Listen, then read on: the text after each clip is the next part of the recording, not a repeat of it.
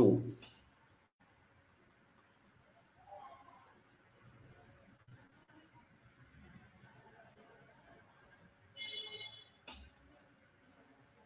Extra math 2।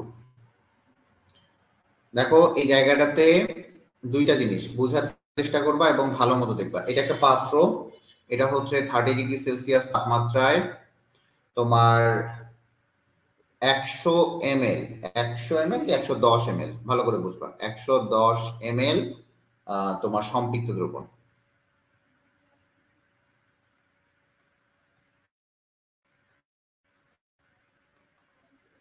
সম্পৃক্ত দ্রবণ ঠান্ডা মাথায় দেখো 110 ml সম্পৃক্ত দ্রবণ তুমি ইয়ে করছো। এখানে দ্রবীভূত দ্রব যেটা আছে এখানে বুঝবা, দ্রবীভূত দ্রব, দ্রবীভূত দ্রব, দ্রবীভূত দ্রব দেয়া আছে তোমার হচ্ছে 20.7 গ্রাম। আবার এই জায়গাটাতে বলা আছে দ্রবের আপেক্ষিক গুরুত্ব, আপেক্ষিক গুরুত্ব, আপেক্ষিক গুরুত্ব দেয়া আছে 1.15। এখন বলছে দ্রবের দ্রাব্যতা নির্ণয় করো। কোশ্চিনটা হচ্ছে আমার এখানে বলছে দ্রাব্যতা নির্ণয় করো, দ্রাব্যতা নির্ণয় করো।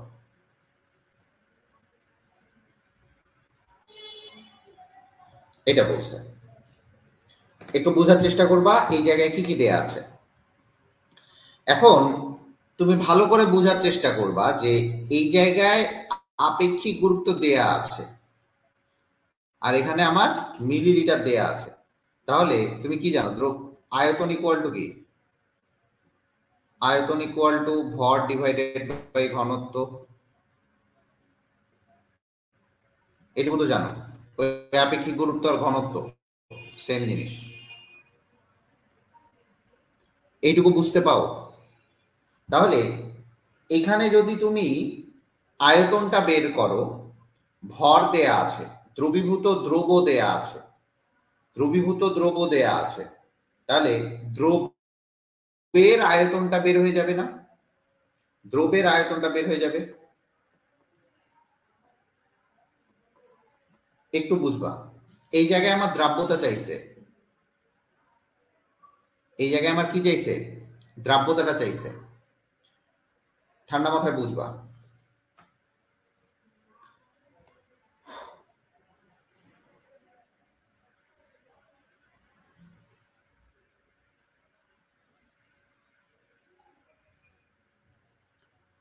কথাগুলো বুঝো। আচ্ছা, এটা আমার দ্রবণ, ঠান্ডা মাথায় বুঝো।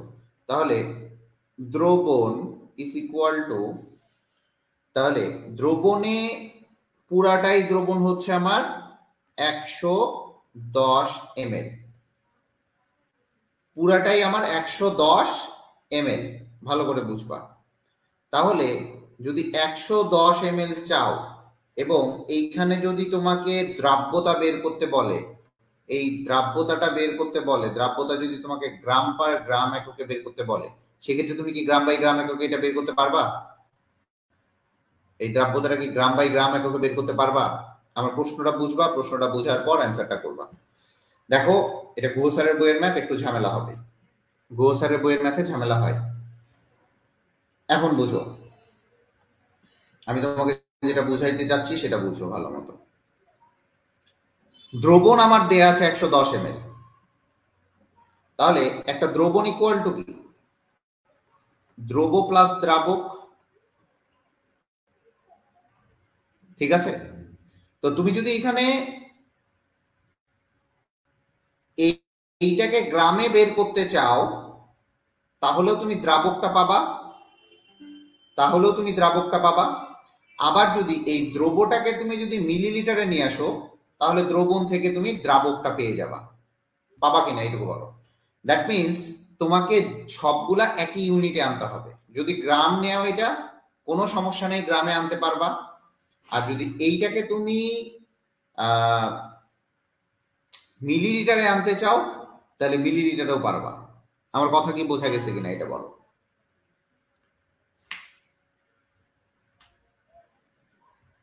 আমার কথা কি বোঝা গেছে কিনা বলো।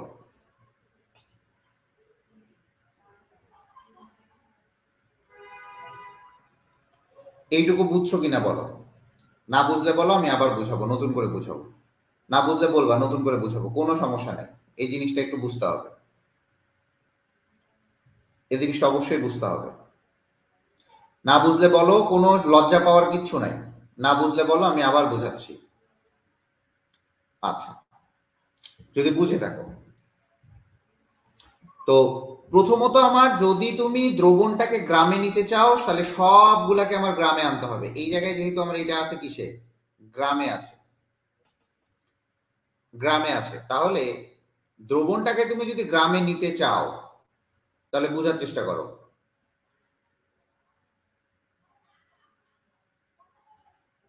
দ্রবণটাকে তুমি যদি গ্রামে নিতে চাও,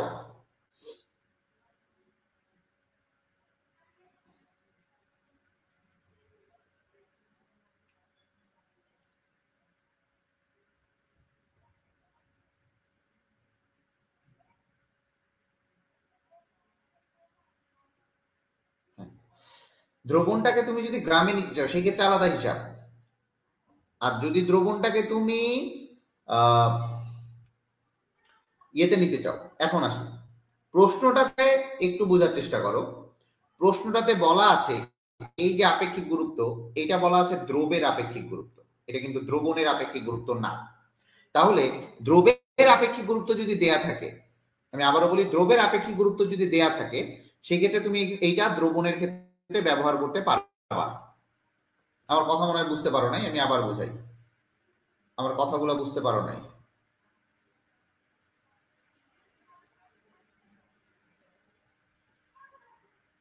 আমার কথা মনে হয় বুঝতে পারো নাই তোমরা। আমি আবার বোঝাচ্ছি, তুমি একটু ভালো মতো দেখো।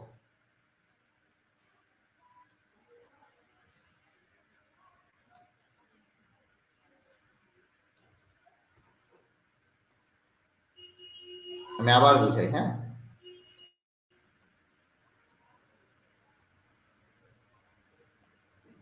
খুবই ঠান্ডা মাথায় বুঝবা, একটা ম্যাথ শেখো, তাও শেখো, এটা কাজে লাগবে। ঘনত্বটা, একটা পাত্র দেয়া আছে, সেই পাত্রে একটা টেম্পারেচার দেয়া আছে এবং সম্পৃক্ত দ্রবণ দেয়া আছে, কিন্তু এখানে দ্রবীভূত দ্রব্য দেয়া আছে এত গ্রাম, আর এখানে আপেক্ষিক গুরুত্ব দেয়া আছে, কার আপেক্ষিক গুরুত্ব, দ্রবের আপেক্ষিক গুরুত্ব দেয়া আছে 1.5 গ্রাম। তো আপেক্ষিক গুরুত্ব আর ঘনত্ব আমরা জানি এটা সেম। তাহলে চলে আসি, আয়তন ইকুয়াল টু কত, আয়তন ইকুয়াল টু হচ্ছে ভর ডিভাইডেড বাই ঘনত্ব। তার মানে এইটুকু জায়গা থেকে তুমি কার আয়তনটা বের করতে পারবা, দ্রবীভূত দ্রবের আয়তন বের করতে পারবা, দ্রবের আয়তন বের করতে পারবা। তাহলে তুমি এই জায়গা থেকে ক্লিয়ার যে দ্রবের আয়তনটা তুমি বের করতে পারলা, খুবই ভালো। তাহলে দ্রবের যদি আয়তনটা বের করো, তাহলে এই জায়গায় যদি আমি দ্রবের আয়তনটা বের করি, দ্রবের আয়তন যদি আমি বের করি, তাহলে আমি কি করতে পারবো, এই জায়গায় ভর ডিভাইডেড বাই ঘনত্ব।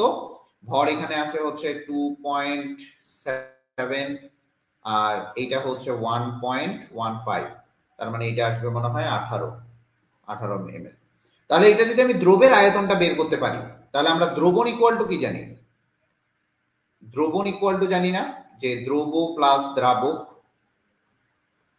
এবং তুমি এইটা খুবই ভালো মতো মিন করতে পারছো যে এইটাও এমএলএ আছে, এইটাও এমএলএ আছে, সম্পৃক্ত দ্রবণটাও এমএলএ আছে। তার মানে তোমার মিনিংটা শিওর যে দুইটাই সেম এককে আছে। তার মানে আমি এখানে দ্রাবকটা বের করে নিতে পারবো।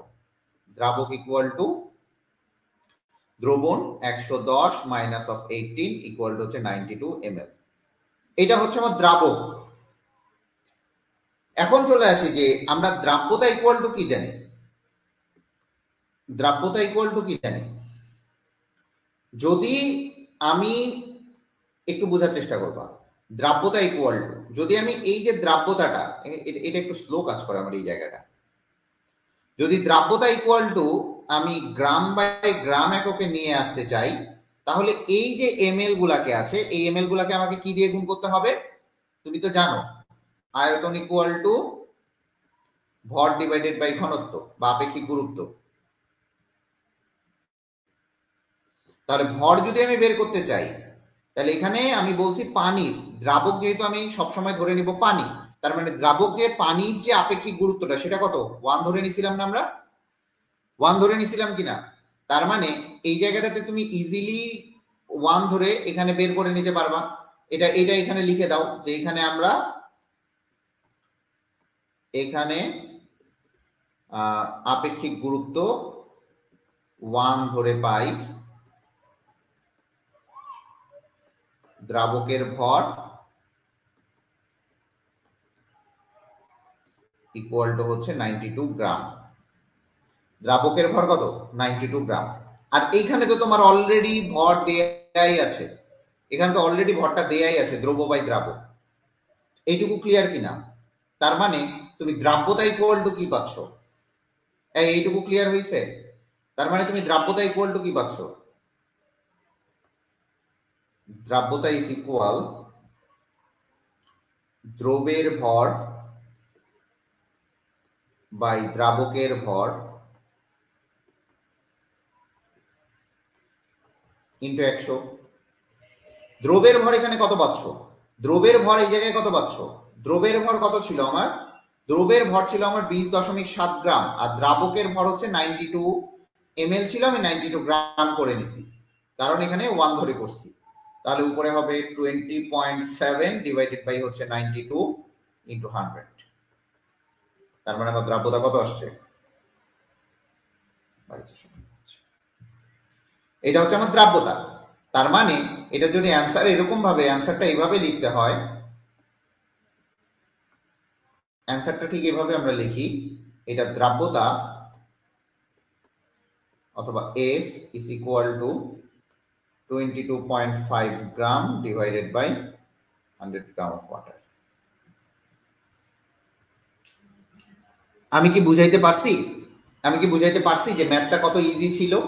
মনে হয় বুঝাইতে পারছি। দেখেন, আপনি যদি না বুঝেন এই জায়গাটা আমাকে বলতে পারেন, আপনি না বুঝলে এই জায়গাটা বলতে পারেন, বাট বুঝে না বুঝে বুঝার ভান করার কোনো প্রশ্নই ওঠে না, বুঝার ভান করার কোনো প্রশ্নই ওঠে না।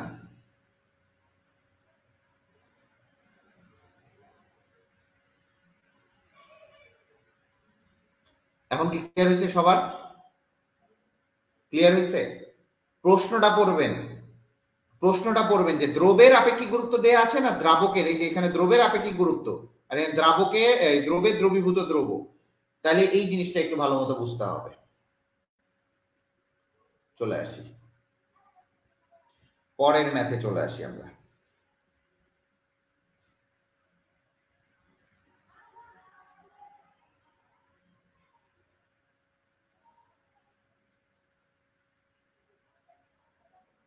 একটু কিন্তু হার্ড হার্ড ম্যাথ গুলা করাচ্ছি আমি, হ্যাঁ, বোঝার চেষ্টা করবেন, একটু হার্ড হার্ড ম্যাথ গুলো আসতেছে। এইটা একটা পাত্র, এটা একটা পাত্র, এটা হচ্ছে এক্সট্রা ম্যাথ 4।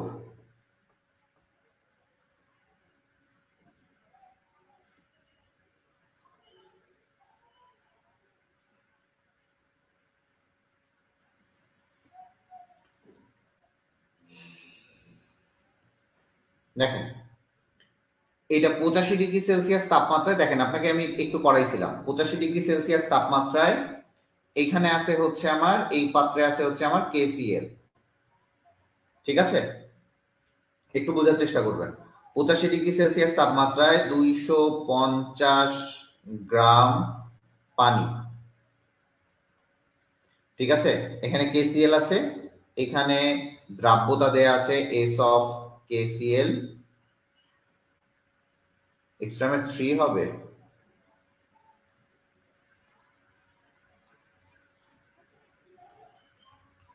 দেখেন, আপনারা কি এনজয় করেন আমার পড়াটা? আমার পড়াটাকে এনজয় করেন? এনজয় না করলে কিন্তু আমার পড়ানোটা ব্যর্থ। পড়া কোনো প্রেশার না। এটা হচ্ছে 53.5। আপনারা কি এনজয় করেন পড়ানোটা? বা পড়াটা, আমার পড়ানোটা এনজয় করেন কিনা বলেন তো? পড়ানোটা কি এনজয় করেন? পড়ানোটা যদি এনজয় করেন তাহলে ইটস ওকে, বাট পড়ানোটা এনজয় না করলে কিন্তু খুব লস হয়ে যাবে, খুবই লস হয়ে যাবে। পড়াটা এনজয় করতে হবে। দেখেন, এটা দ্রাব্যতা দেয়া আছে এত গ্রাম ডিভাইডেড বাই, সরি, এত গ্রাম ডিভাইডেড বাই, আচ্ছা কার সিটি ছিল, সে কি পার্সেন্ট যেগুলা পড়াইছিলাম এগুলার মধ্যে কি কাজ ছিল, কার জন্য সিটি ছিল, কার সিটি ছিল, আমার কিন্তু মনে আছে সব এইসব।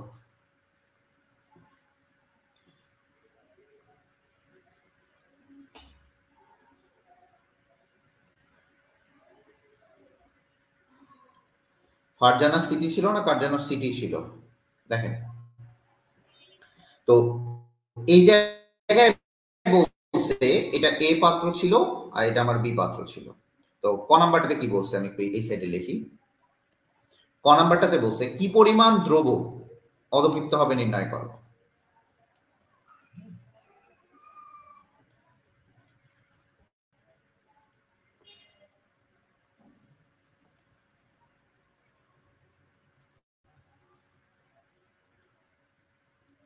এইটা একটা, খ নাম্বারটায় চলে আসি। উদ্দীপকের বি পাত্র দ্রব্য হতে দ্রবণের অধক্ষেপের কারণ, আচ্ছা কারণটা আমি পরে আসতেছি, আগে এটাই করাই, ভালো করে বুঝবেন, কারণটা আমি পরে আসতেছি, আগে এটাই করাই দিই।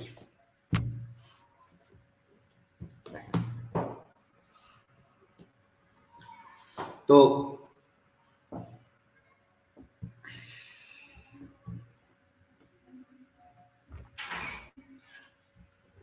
এটা একটু দেখেন, প্রথমত চলে আসি যে দ্রবের অধক্ষিপ্ত যে হবে এটা আমার এই জায়গা থেকে আমি কিভাবে বুঝবো, কিভাবে বুঝবো এই জিনিসটা ফার্স্টে বুঝতে হবে।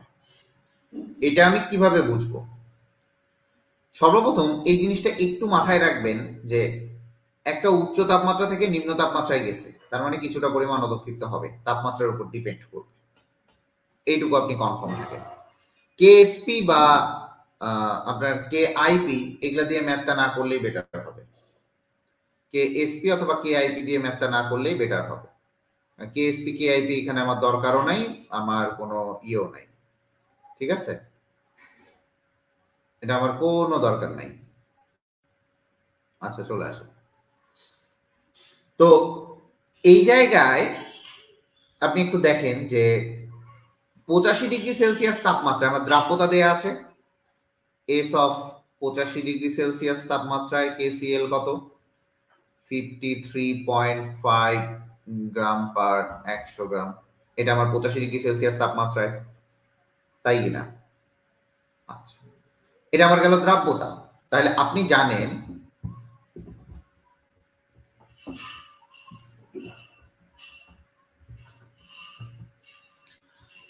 জানেন যে দ্রাব্যতা ইজ ইকুয়াল টু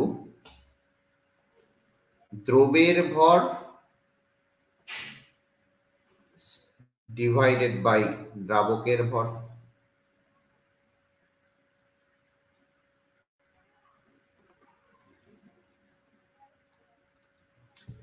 দ্রবের ভর ডিভাইডেড বাই দ্রাবকের ভর। এই জায়গাটাতে পানি হচ্ছে আমার দ্রাবক, আর দ্রবের ভর আমার এই যে এইটা উপরে দ্রবের ভর, ঠিক আছে, ভালো করে বুঝেন, দ্রবের ভর আর হচ্ছে এখানে আমার দ্রাবকের ভর দেয়া আছে, ঠিক আছে, ইন্টু কত 100, আমার দ্রাব্যতা দেয়া আছে, তার মানে আমি এখানে দ্রবের ভরটা বের করতে পারবো, এখানে আমার দ্রবের ভর আমার জানা নাই, এখানে আমার দ্রাব্যতা দেয়া আছে আর এখানে আমার দ্রাবকের ভর জানা আছে, তার মানে আমি এখানে দ্রবের ভরটা বের করে নিতে পারবো, তার মানে দ্রবের ভর ব্র্যাকেটে লিখবেন 85°C, আপনার কত আসে দেখেন দেখি, এখানে ক্যালকুলেশন করলে আসবে হচ্ছে 133.75 গ্রাম, এটা হচ্ছে আমার দ্রবের ভর। সেম ভাবে আপনি এই জায়গাটাতেও করে নিতে পারবেন, সেম ভাবে আপনি এই জায়গাটাতেও করে নিতে পারবেন,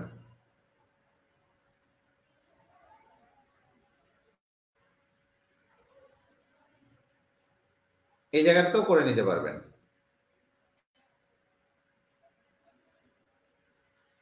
ঠিক আছে। দেখেন এই জায়গাটাতে কিভাবে করবেন একটু বোঝার চেষ্টা করেন। S of 20°C is equal, same ভাবে দেখেন এটা কত আছে 34 100 gram, S equal to W, W না, এই ছোট এম দেন, আমরা যেটা করছিলাম ছোট এম ডিভাইডেড বাই বড় এম মাইনাস ছোট এম ইন্টু 100। তাহলে এইটাই তো আমার দ্রাবকের ভর। তো আমার এখানে বড় ছোট এমটা বের করবেন, এটা ইকুয়াল টু আসবে কত, 85 গ্রাম। এখানে বলছে কি পরিমাণ দ্রব্য অধক্ষিপ্ত হবে, তার মানে এম অফ, এটা এম অফ 20 ডিগ্রি সেলসিয়াস আর এটা এম অফ 85 ডিগ্রি সেলসিয়াস। তাহলে অতএব অধক্ষিপ্ত কতটুকু হবে, তাহলে অতএব অধক্ষিপ্ত হবে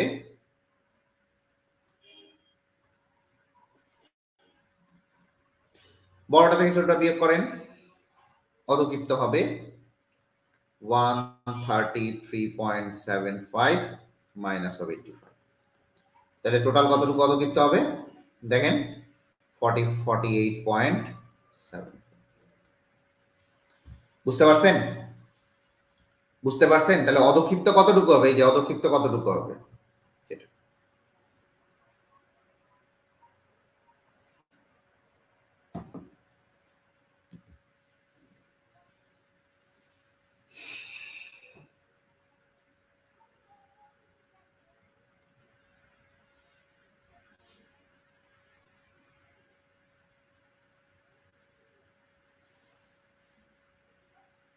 ক্লিয়ার? এইটা ক্লিয়ার হয়েছে?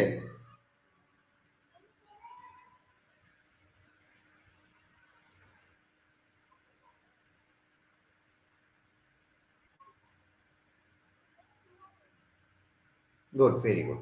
আচ্ছা, পরের প্রশ্নটা বলছে যে বি পাত্রে দ্রবণ, উদ্দীপকের বি পাত্রে দ্রবণ হতে দ্রব্য অধক্ষেপের কারণ। দেখেন, বি পাত্রে দ্রবণ হতে দ্রব্য অধক্ষেপের কারণ, প্রশ্নটা একটু বুঝতে হবে। এটা হচ্ছে আমার উদ্দীপক, উদ্দীপকে কি বলছে,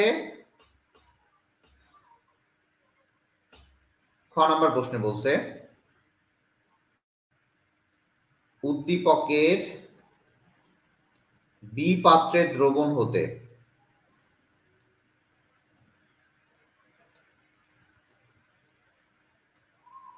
বি পাত্রে দ্রবণ হতে দ্রব্য অধক্ষেপের কারণ, দ্রব্য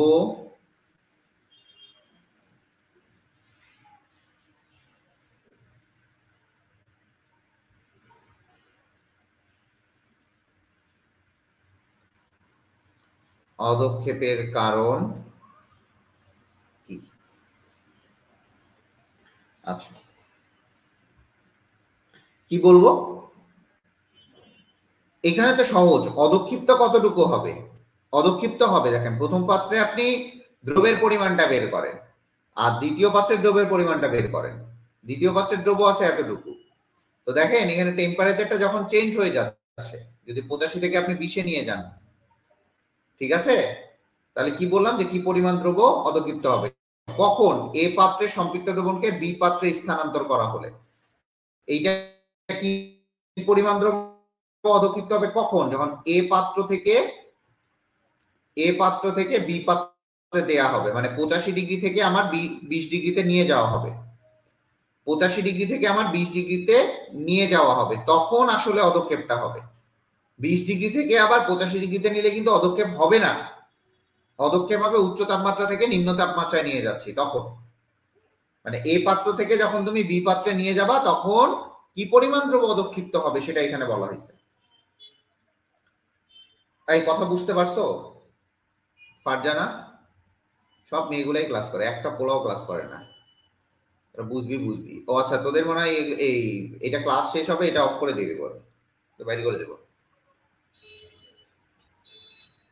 খুব স্লো কাজ করতেছে কেন?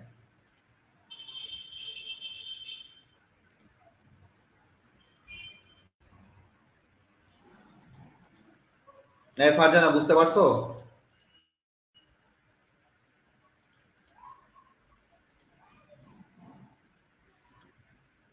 জাঙ্ক ফাইল জমে গেছে কোথায়?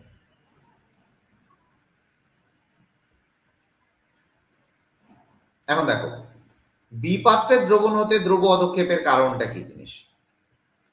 তুমি এইটুকু দেখো, 85°C তাপমাত্রায় তোমার দ্রাব্যতা হচ্ছে 53.5 গ্রাম ডিভাইডেড বাই 100 গ্রাম অফ পানি। ফারজানা আহমেদ, বুঝতে পারছো কিনা? আবার দেখো, 20°C তাপমাত্রায় দ্রাব্যতা হচ্ছে 34 ডিভাইডেড বাই হচ্ছে 100 গ্রাম অফ পানি।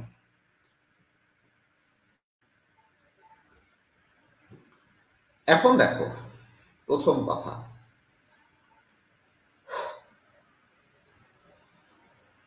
তাহলে 85° তাপমাত্রায়, এই 85°C তাপমাত্রায় যে 250 গ্রাম দ্রাবকে, এখানে কিন্তু দ্রাবকের কথা বলা আছে,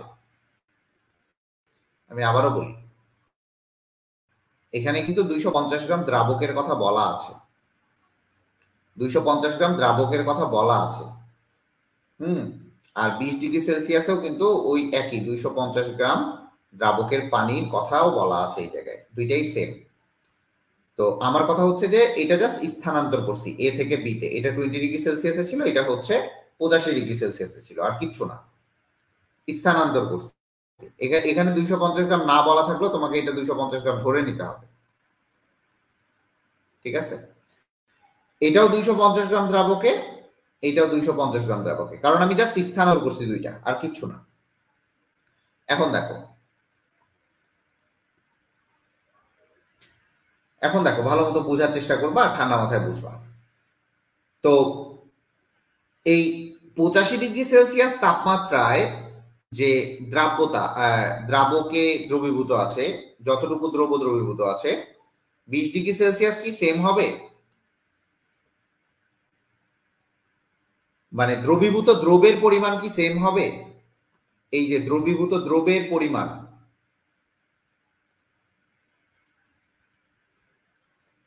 এই দুইটা থেকে দ্রবের পরিমাণ কি সেম হবে?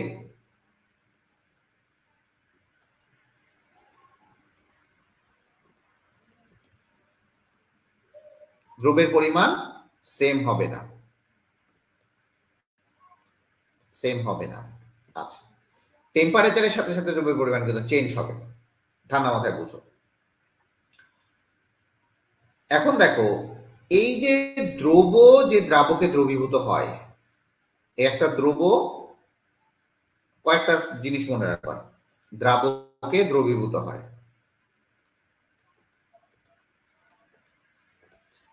এই দ্রবটা দ্রাবকে দ্রবীভূত হবে, এইটা হচ্ছে একটা তাপহারী বিক্রিয়া।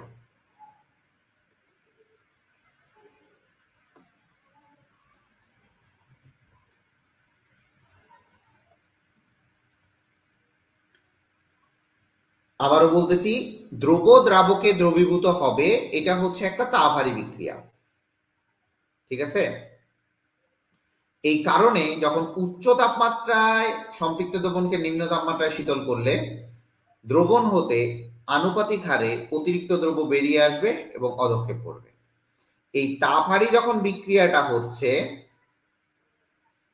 ভালো করে বুঝো, তাপহারী বিক্রিয়া, তাপ উৎপাদী বিক্রিয়া না, তাপহারী বিক্রিয়ায় তাপমাত্রা কমালে কি হয় জানো? লাসাতলির নীতি অনুসারে তাপমাত্রা কমালে বিক্রিয়া উল্টা পাশে যাবে।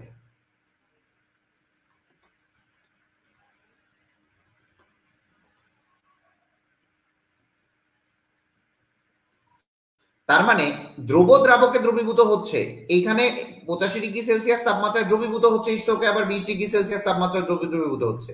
বাট আমি যখন টেম্পারেচারটা কমায় দিলাম, ভালো করে বুঝো, বাট আমি যখন টেম্পারেচারটা কমায় দিলাম, টেম্পারেচারটা কমানোর সাথে সাথে তাপহারী বিক্রিয়ায় তাপমাত্রাটা কমাচ্ছি, তার মানে কি হবে? বিক্রিয়া উল্টা পাশে দিবে, মানে দ্রাব্যতা কমে যাবে, তার মানে অধঃক্ষিপ্ত পড়ে যাবে। আমি কি এইটুকু বুঝাইতে পারছি? তাপহারী বিক্রিয়ায় যদি আমি তাপমাত্রাটা কমাই,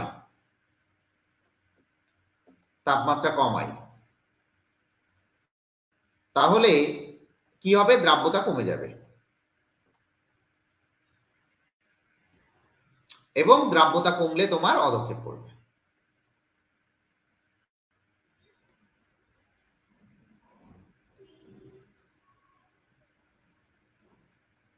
আমি কি এটুকু বুঝাইতে পারছি?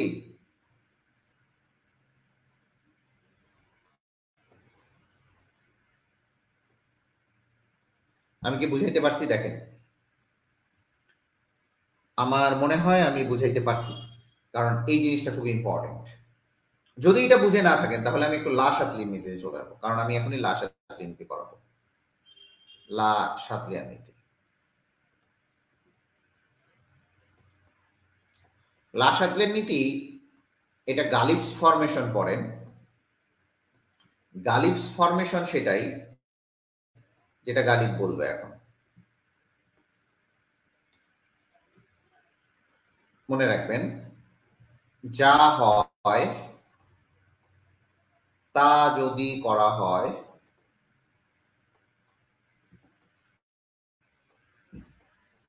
বিক্রিয়া উল্টা বসে যাবে,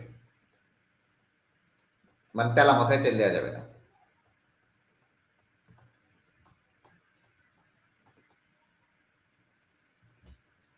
যা হয় তার উল্টো করা হলে বিক্রিয়া সামনে যাবে। ভালো করে বুঝবেন। তার মানে যদি তাপ উৎপাদী বিক্রিয়ায়, দেখেন, যদি তাপ উৎপাদী বিক্রিয়ায়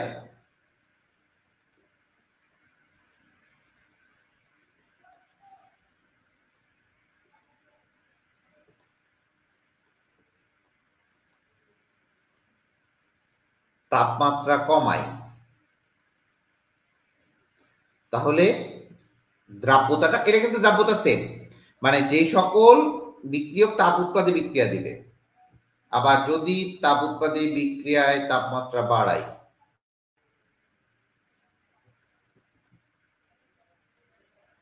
তাহলে কি হবে? সেম ভাবে যদি তাপ হারি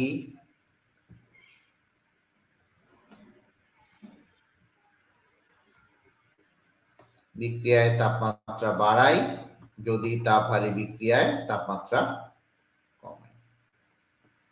কোথায় কোনটা হবে বলেন? যা হয় তাই যদি করা হয় বিক্রিয়া উল্টা বসে যাবে। যদি তাপ উৎপাদী বিক্রিয়ায় তাপমাত্রা কমায় তাহলে বিক্রিয়া কোন পাশে যাবে? উল্টো পাশে না সেদা পাশে? দেখেন, দুইটা ওয়ার্ড বুঝবেন। বিক্রিয়াটা কি ছিল? তাপ উৎপাদী ছিল। কাজটা কি করছি? তাপমাত্রা কমাইছি। এখানে কাজটা কি করছি আমি? এখানে কাজটা করছি হচ্ছে আমি তাপমাত্রা বাড়াইছি। তাহলে এখন দেখেন, এই কয়েকটা জিনিস পোর্শন মনে রাখলেই হচ্ছে। বলেন, তাপ উৎপাদী বিক্রিয়ায় যদি আমি তাপমাত্রাটা কমাই তাহলে কি হবে? তাপ উৎপাদী বিক্রিয়ায় তাপমাত্রাটা বাড়ালে কি হবে বলেন?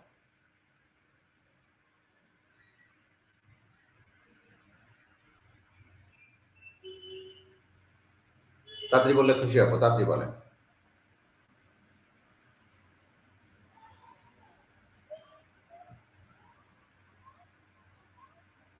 তাড়াতাড়ি বলেন, তাড়াতাড়ি বলেন। তাপ উৎপাদী বিক্রিয়ায় তাপমাত্রাটা কমায় তাহলে বিক্রিয়া উল্টো বসে যাবে না সামনে বসে যাবে বলেন? যেটা হচ্ছে তার বিপরীত করা হচ্ছে, তাহলে সামনে যাবে না উল্টো বসে যাবে? তাড়াতাড়ি বলেন, তাড়াতাড়ি, দেরি করা যাবে না, এতক্ষণ লাগার কথা না।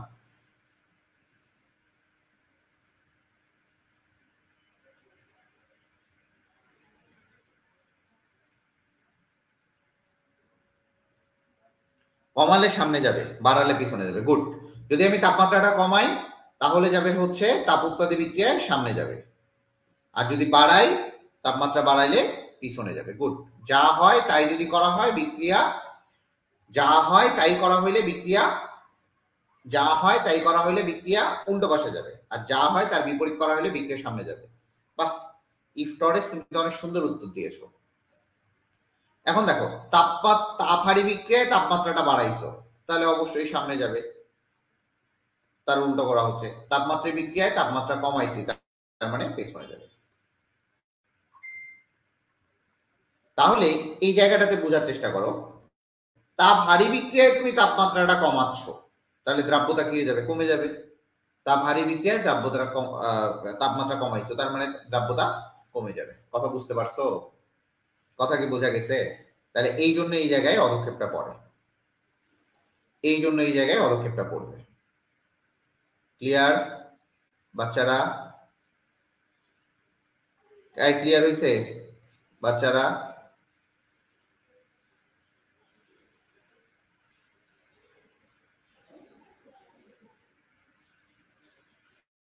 আচ্ছা, আরেক টাইপের ম্যাথ করো।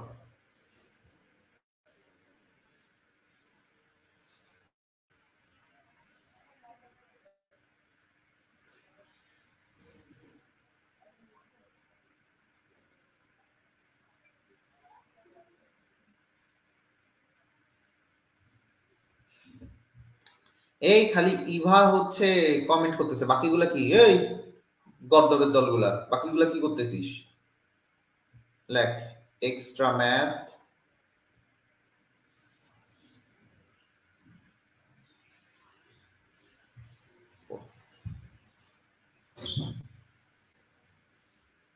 বাকিগুলা সব গাধা। এক্সট্রা ম্যাথ 4 এটা লেখে নে, ওই আমার ছবিতে আটকা পড়ে গেছে, এটা সব গাধার দল। এটা এ নাম্বার পাত্র, এটা বি নাম্বার পাত্র।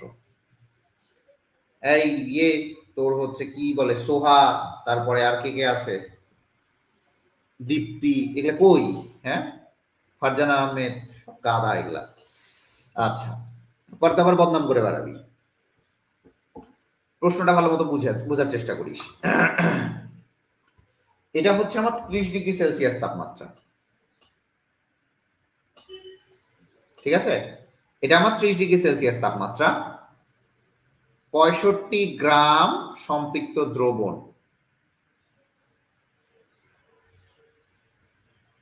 এটা আমার 65 গ্রাম সম্পৃক্ত দ্রবণ, 65 গ্রাম সম্পৃক্ত দ্রবণ আছে, এবং এইটার এস ইকুয়াল টু হচ্ছে 30 gram divided by 100 gram of water.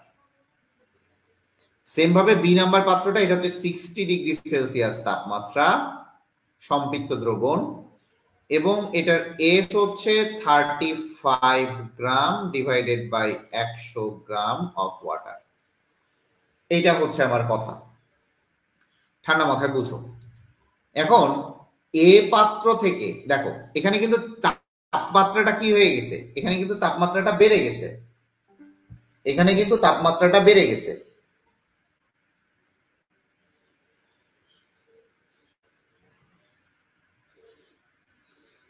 ঠিক আছে, দেখেন এখানে কিন্তু আমার তাপমাত্রাটা বেড়ে গেছে। দেখেন এ পাত্র থেকে আমি বি পাত্রে দ্রবণটা স্থানান্তর করব, ভালো করে বুঝবেন। এই জায়গায় আমি দ্রবণটা স্থানান্তর করব, এটা কিন্তু আমি দ্রবণ স্থানান্তর করব।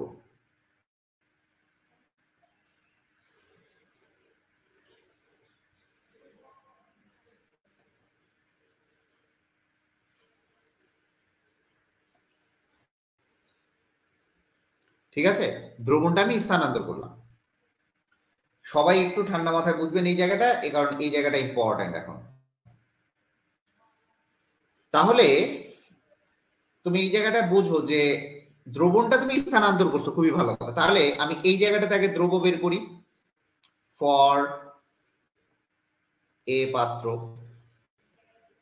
এই জায়গায় এস ইকুয়াল টু কত, W divided by M minus W into হচ্ছে 100, ওই একই জিনিস, ডাব্লিউ বা ছোট এম যেটাই বের করেন। এখানে আমার সম্পৃক্ত দ্রবণের কথা বলা আছে, সম্পৃক্ত দ্রবণের কথা বলা আছে, আর এখানে আমার এস বলা আছে। ঠান্ডা মাথায় বুঝেন, এখানে কিন্তু আমার সম্পৃক্ত দ্রবণের কথা বলা আছে। কথা বুঝতে পারছেন? তাহলে দেখেন এখানে কিন্তু আমার দ্রবের কথা বলা নাই, এখানে দ্রবণের কথা বলা আছে। তার মানে এই দ্রাব্যতা মানে কি, দ্রব বাই দ্রাবক। ক্লিয়ার কিনা ভালো করে বুঝেন। দ্রাব্যতা মানে কি, দ্রব বাই দ্রাবক, গ্রাম গ্রাম বাই গ্রাম যখন থাকে, থাকে কিনা এটা বলেন, থাকে কিনা সেটা বলেন, থাকে কিনা সেটা বলেন।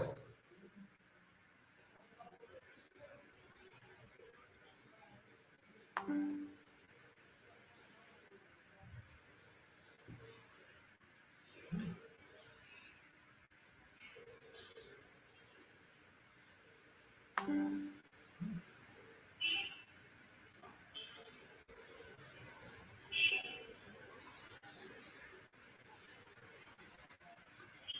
থাকে কিনা সেটা বলেন, তাড়াতাড়ি বলেন।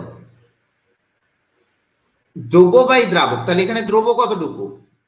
দ্রব্য হচ্ছে আমার 30 গ্রাম, আর এটা হচ্ছে আমার এত গ্রাম সম্পৃক্ত দ্রবণ 65 গ্রাম। তাহলে এই জায়গাটাতে আমার দ্রাবকের পরিমাণটা আমি বের করতে পারবো না। এই জায়গাটাতে আমি দ্রাবকের পরিমাণটা, এই ডাব্লিউ এর পরিমাণ হচ্ছে আমার 30 গ্রাম, আর এই এম এর পরিমাণ হচ্ছে আমার 65 গ্রাম। তার মানে আমি এই জায়গা থেকে ইজিলি দ্রাবকের পরিমাণটা বের করে নিতে পারবো, কারণ এস হচ্ছে আমার 30, এস হচ্ছে আমার 30। কারণ আমি বলছি এই 100 গ্রামটা আমার দ্রাবকের হিসাবটা, এটা আমরা আসবো না। ঠিক আছে, এখন আসি 30 ইন্টু 65 মাইনাস 30, 65 মাইনাস 30 তার মানে কত? 35। ঠিক আছে, ডিভাইডেড বাই হচ্ছে 100। তাহলে এই জায়গাটাতে আমরা বের করবোটা কি? দ্রব্যের পরিমাণটা বের করলেও তো হচ্ছে।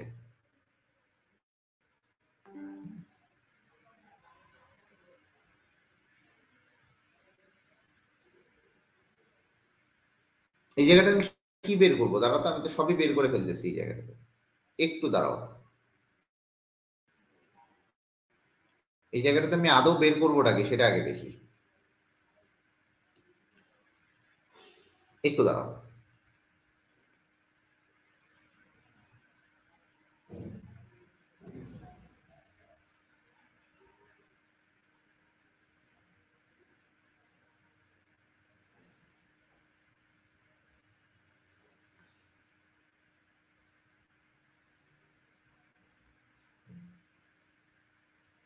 এই জায়গাটাতে একটু বোঝার চেষ্টা করতে হবে, একটু ওয়েট।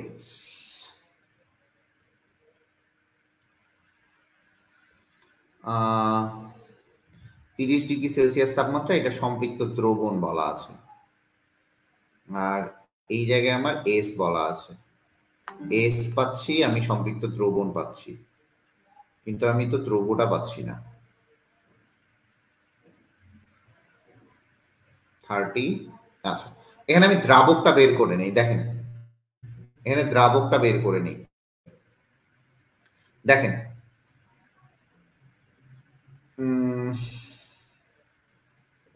দ্রাবকটা বের করব, জাস্ট ওয়েট।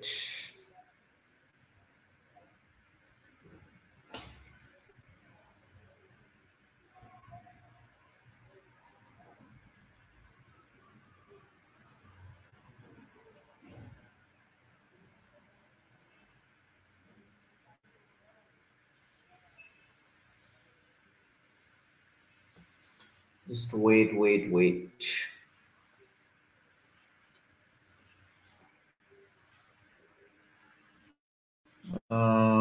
এইটা যদি আমি এইভাবে করি যে 100 গ্রাম পানিতে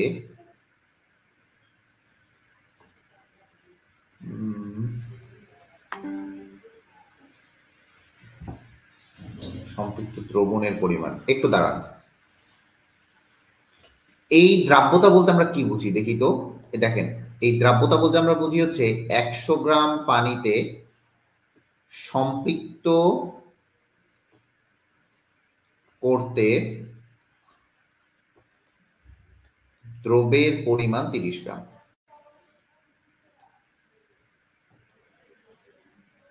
দ্রব্যের পরিমাণ 30 গ্রাম, বুঝতে পারছেন? এই জায়গাটা বুঝেন। তাহলে এইখানে দেখেন যে আমার সম্পৃক্ত দ্রবণ, তাহলে এখানে দ্রবণটা কতটুকু হচ্ছে? এটা তো আমার দ্রাবক, এটা তো আমার দ্রাবক, আর এইটা হচ্ছে আমার দ্রব্য। তাহলে এই দুইটা মিলেই হচ্ছে আমার দ্রবণ। এই দ্রবণ ইকুয়াল টু 130 গ্রাম আসবে, দ্রবণ ইকুয়াল টু আসবে হচ্ছে 130 গ্রাম। আচ্ছা, তাহলে যদি দ্রবের পরিমাণটা এইটা 65 গ্রাম সম্পৃক্ত দ্রবণ, ভালো করে বুঝবেন। এখানে 65 গ্রাম সম্পৃক্ত দ্রবণ বলা আছে, কিন্তু এই জায়গায় আমার দ্রবণের পরিমাণ হচ্ছে 130 গ্রাম। তাহলে 130 গ্রাম দ্রবীভূত দ্রবে 130 গ্রাম দ্রবণে দ্রবীভূত দ্রব, দেখেন এটা বাদ দেন, দ্রবণে দ্রবীভূত দ্রব হচ্ছে 30 গ্রাম। অতএব 1 গ্রাম দ্রবণে দ্রবীভূত দ্রব 30 ডিভাইডেড বাই 130, আর 65 গ্রাম দ্রবণে দ্রবীভূত দ্রব 30 ডিভাইডেড বাই 130 ইন্টু হচ্ছে 65, তার মানে এই জায়গায় আমার একটা মান আসবে 15 গ্রাম। দেখেন এটা এইভাবে করতে হবে। এই জায়গায় ডিরেক্টলি দ্রবণটা বলা নাই, অথবা আচ্ছা এখানে বলা হয়েছে এত গ্রাম সম্পৃক্ত দ্রবণ। এখন বোঝার চেষ্টা করেন, এই 65 গ্রাম সম্পৃক্ত দ্রবণ, তাহলে এই 65 গ্রাম সম্পৃক্ত দ্রবণের একটা হিসাব আছে। তাহলে দেখেন 130 গ্রাম দ্রবণে দ্রবীভূত দ্রব হচ্ছে 30 গ্রাম, কারণ আমার এইখানে টোটাল 100 গ্রামের মধ্যে দ্রবীভূত দ্রব হচ্ছে 30 গ্রাম। এইটুকু আপনি কনফার্ম জানেন।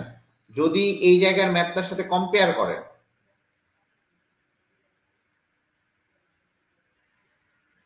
দেখেন এই জায়গার ম্যাথটার সাথে কম্পেয়ার করেন, এই জায়গার ম্যাথটার সাথে কম্পেয়ার করেন, সেই ক্ষেত্রে বলা হয় যে এ পাত্র থেকে বি পাত্রে আমি তাপমাত্রাটা কমাইছি। এখানে 250 গ্রাম আমার পানি ছিল, পানিটা আমার দ্রাবক হিসেবে ছিল, আর এখানে দ্রব ছিল। তা আমার দ্রবণটা কিন্তু ছিল না, এখানে দ্রাবক ছিল আমার, কিন্তু এখানে আমার দ্রবণটা ছিল না। আমার দ্রব বাই দ্রাবক বের করলে আমার অ্যান্সার চলে আসছে। বাট এই জায়গাটাতে আমার এত পিসি স্লো করতে আজকে কাজ করতেছে কেন?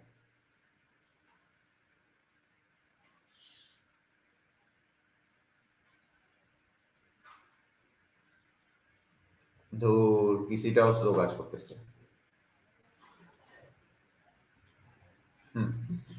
আর এই জায়গাটাতে একটু দেখার চেষ্টা করো, ঠিক এই জায়গাটাতে তোমার সম্পৃক্ত দ্রবণের কথা বলা আছে, ইটস ওকে, বাট এইখানে কি বলা আছে আমার দ্রাব্যতা বলা আছে, কিন্তু এখানে আমার টোটাল যে কতটুকু দ্রবণ সেটা কিন্তু বলা নাই, টোটাল দ্রবণটার কথা বলা নাই।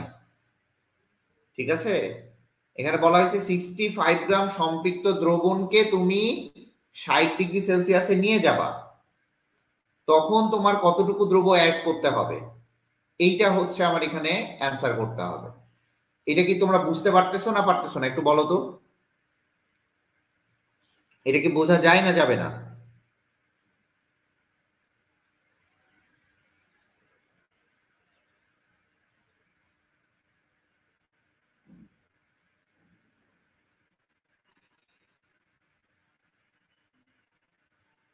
আচ্ছা আমি আবারও বলি, যখন একটা দ্রবণের কথা বলা আছে, এই দ্রবণটা মানে এইখানে যে কতটুকু দ্রবণ আছে সেটা বলা নাই, এখানে আমার টোটাল দ্রবণটার কথা বলা নাই।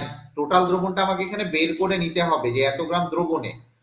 ফর এক্সাম্পল আমি আরেকটা ম্যাথ করাবো, একটু দাঁড়াও, আমি জাস্ট তোমাদেরকে এটা একটু বুঝাই নেই।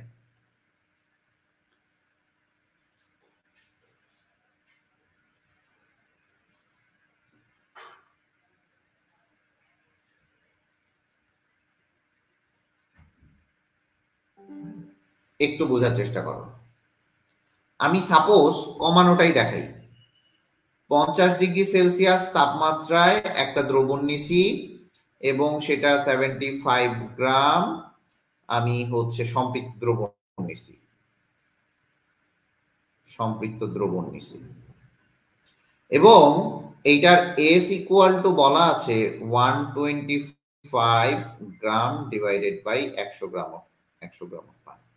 যখন ঠিক এরকম টাইপের ম্যাথ গুলা থাকবে, ঠান্ডা মাথায় বুঝবেন এই জায়গাগুলোতে একটু আপনার খিচুড়ি খিচুড়ি লাগবে, যে ভাই এখানে খিচুড়িটা কেন লাগতেছে, এই খিচুড়িটা আমি একটু আপনাদের সর্ট আউট করে দেই, খিচুড়িটা আমি একটু সর্ট আউট করে দেই, ঠিক আছে? যখন দেখবেন যে দ্রবণ সম্পৃক্ত দেয়া আছে, 75 গ্রাম সম্পৃক্ত দ্রবণ আপনার দেয়া আছে, খুবই ভালো কথা। তো 75 গ্রাম সম্পৃক্ত দ্রবণ আপনার দেয়া আছে, এই 75 গ্রাম সম্পৃক্ত দ্রবণকে আমি কি এই জায়গায় ট্রান্সফার করতে হবে। এটা হচ্ছে আমার 20 ডিগ্রি সেলসিয়াস তাপমাত্রা, এবং এই 20 ডিগ্রি সেলসিয়াস তাপমাত্রায় এস হচ্ছে 80 gram divided by 100 gram of water. এখন বুঝেন, এইখানে দ্রব্য দেয়া আছে আমার এত গ্রাম, দ্রব্য দেয়া আছে এত, আর এটা আমার 100 গ্রাম হচ্ছে দ্রাবক। বুঝিয়েন কিন্তু এখানে কিন্তু আমার দ্রাবকের পরিমাণ উল্লেখ করা নাই। যেমন আমি আগের প্রশ্নটাতে দেখাইছিলাম আমার দ্রাবকের পরিমাণ উল্লেখ করা ছিল এত গ্রাম পানি, তার মানে আমার এখানে দ্রাবকের পরিমাণ উল্লেখ করা ছিল, আর এটা আমার দ্রবের পরিমাণ ছিল। তার মানে আমি এখানে দ্রাবকের ভরটা ইজিলি বসাই দিতে পারছি। কিন্তু আমার এই জায়গাটাতে বোঝার চেষ্টা করেন, এই জায়গায় আমার দ্রাবকের ভর কোনোটাই দেয়া নাই, এখানে আমার সম্পৃক্ত দ্রবণ দেয়া আছে এত গ্রাম সম্পৃক্ত দ্রবণ। কিন্তু আমার এখানে টোটাল যে সম্পৃক্ত দ্রবণটা আছে, এইখানে টোটাল যে দ্রবণটা আছে সেটা কত? দ্রবণ ইজ ইকুয়াল টু দ্রব প্লাস দ্রাবক। বাট এই জায়গায় দেখা গেল দ্রব প্লাস দ্রাবক কত আসে? 125 প্লাস হচ্ছে 100 গ্রাম ইকুয়াল টু হচ্ছে 225 গ্রাম আসবে আমার হচ্ছে দ্রাবক। ঠান্ডা মাথায় বুঝো, 225 গ্রাম আসবে আমার হচ্ছে দ্রবণ, সরি দ্রাবক বলতেছি, 225 গ্রাম আসবে হচ্ছে আমার দ্রবণ। সেম ভাবে এই জায়গাটাতে 20 গ্রাম 100 গ্রাম, তার মানে এই উপরে হচ্ছে আমার দ্রব, নিচে হচ্ছে আমার দ্রাবক। তার মানে এই জায়গাটার জন্য দ্রবণ ইকুয়াল টু কতটুকু আসবে? এই জায়গায় দ্রবণ হচ্ছে আমার আসবে 180 গ্রাম, দ্রবণটা আসবে 180 গ্রাম। তাহলে দেখেন, যখন আমার এটা 50 ডিগ্রিতে ছিল, 50 ডিগ্রিতে এইটুকু ছিল, আর এটা ছিল আমার 20 ডিগ্রি সেলসিয়াস তাপমাত্রায় এত। তার মানে যখন আপনি 50 ডিগ্রি থেকে 20 ডিগ্রিতে নিয়ে যাবেন, 50 ডিগ্রি থেকে 20 ডিগ্রিতে নিয়ে যাবেন, তার মানে লবণ অধক্ষিপ্ত কতটুকু হবে? অতএব অধক্ষিপ্ত হবে, অধক্ষিপ্ত লবণের পরিমাণ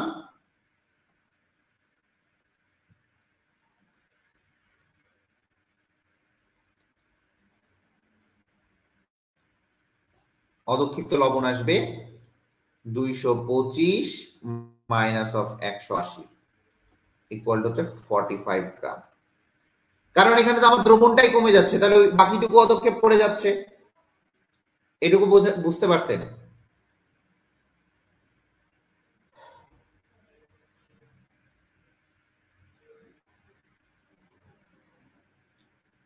তাহলে একটু বোঝার চেষ্টা করেন, তাহলে আমার অধক্ষেপ কোথায় কোথায় করতেছে? 225 গ্রাম, 225 গ্রাম থেকে যখন আমি 20 ডিগ্রিতে নিয়ে যাচ্ছি, তাহলে আমার অধক্ষেপ কতটুকু করতেছে? 45 গ্রাম। তাহলে দেখেন 225 গ্রামে তাপমাত্রা কমালে দেখেন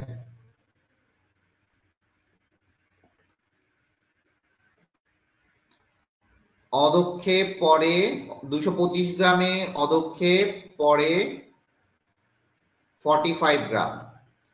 200 যখন আমি 50 থেকে 20 ডিগ্রি সেলসিয়াসে নিয়ে যাচ্ছি, অতএব একে অধক্ষেপ পরে কত? 45 ডিভাইডেড বাই 250, আর এখানে বলছে 75 গ্রাম সম্পৃক্ত দ্রবণ, অতএব 75 গ্রাম সম্পৃক্ত দ্রবণে অধক্ষেপ পরে হচ্ছে 45 ইন্টু হচ্ছে 75 ডিভাইডেড বাই হচ্ছে 250। তার মানে এখানে আমার অধক্ষেপ পড়বে হচ্ছে 15 গ্রাম। এইখানে সম্পৃক্ত দ্রবণ মানে যে এই পুরাটা দ্রবণটা সেটা না, এখানে কিন্তু দ্রবণ আলাদা, কারণ দ্রব্য বাই দ্রাবক তোমার এখানে বলাই আছে, দ্রবণের হিসাবটা আলাদা। এবার বুঝতে পারছো, দ্রাবক যখন বলা থাকবে তখন আলাদা হিসাব, দ্রাবক বলা থাকলে আলাদা হিসাব, বাট যখন সম্পৃক্ত দ্রবণ বলা থাকবে তোমাকে তাহলে সম্পৃক্ত দ্রবণটা আগে বের করে নিতে হবে। এই যে দ্রবণটা বের করে নিতে হবে, এখানে টোটাল দ্রবণ কতটুকু আছে। আমি কি কথা বুঝাইতে পারছি? এখন চলে আসি এই ম্যাথটাতে।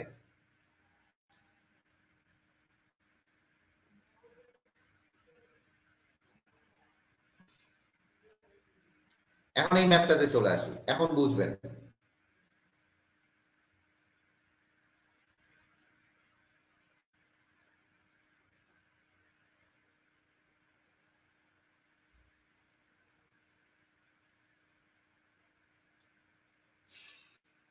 এইটুকু বোঝা গেছে? এইটুকু বোঝা গেছে বলেন? আমি না বুঝায় ম্যাথ করাবো না।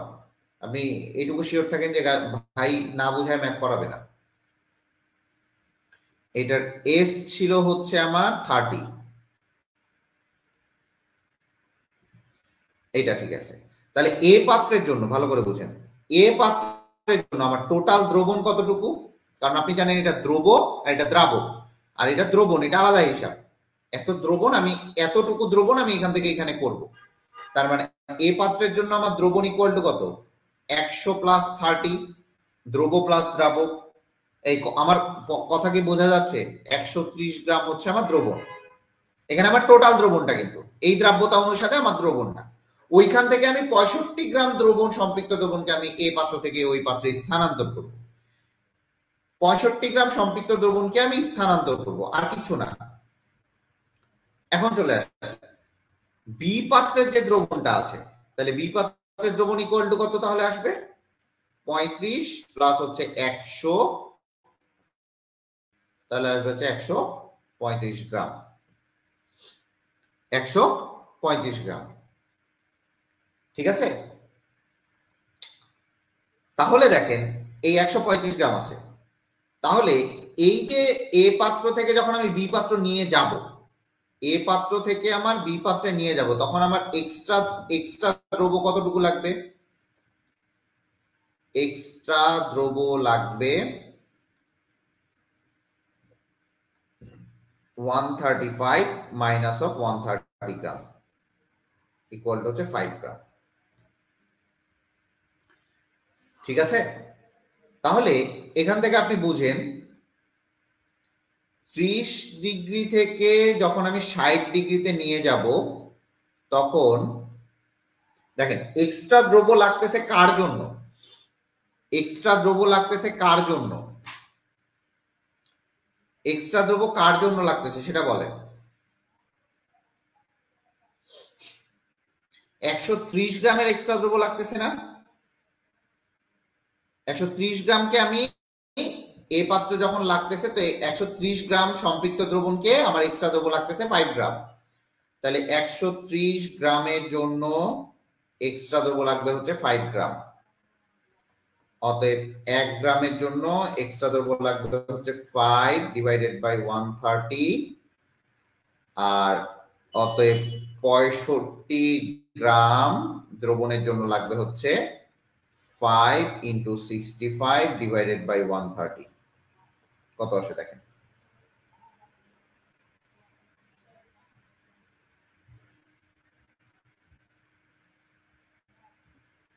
2.5 গ্রাম।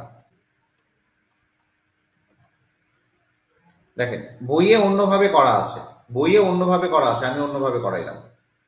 তাহলে যখন দেখবেন যে দ্রবণের কথা উল্লেখ আছে, আবারও বলি, যখন দেখবেন যে দ্রবণের কথা উল্লেখ আছে, সম্পৃক্ত দ্রবণের কথা উল্লেখ আছে, তখন আপনি টোটাল দ্রবণটা আগে বের করেন। এখান থেকে যে এখানে যে 65 গ্রামই সম্পৃক্ত দ্রবণ আছে সেটা তো না, এখানে 65 গ্রামকে সম্পৃক্ত করতে কতটুকু লাগবে, এই 65 গ্রাম দ্রবণকে সম্পৃক্ত করতে কতটুকু লাগবে সেটা আমার বের করতে হবে।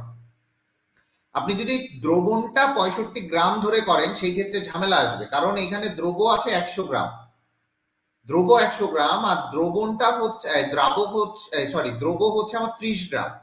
তাহলে দ্রবণ কিভাবে 65 গ্রাম হয়? 130 গ্রাম দ্রবণ আছে, ইটস ওকে, এই সরি হ্যাঁ 130 গ্রাম দ্রবণ আছে, কিন্তু আপনার 65 গ্রামকে ওইখান থেকে স্থানান্তর করতে হবে। এইবার ক্লিয়ার হয়েছে কিনা বলেন? খুবই সহজ বিষয়টা, এইবার ক্লিয়ার হয়েছে কিনা বলেন? একইভাবে ম্যাথ করতে হবে, আমি আবারও বলি একইভাবে ম্যাথ করতে হবে। যদি আপনি একইভাবে ম্যাথ না করেন সেই ক্ষেত্রে আপনার ঝামেলা হবে। একইভাবে ম্যাথ করতে হবে, সবগুলা নিয়ম সেম ভাবে করতে হবে। ক্লিয়ার হয়েছে? আচ্ছা, চলে আসেন দ্রাব্যতার উপর লেখেন, দ্রাব্যতার নির্ভরশীলতা, নতুন টপিক, দ্রাব্যতা নির্ভরশীলতা।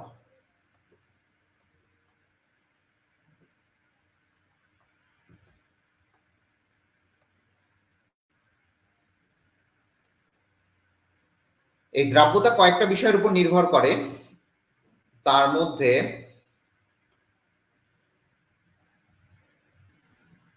একটা হচ্ছে তাপমাত্রা, একটা হচ্ছে দ্রবের প্রকৃতি, একটা হচ্ছে দ্রাবকের প্রকৃতি,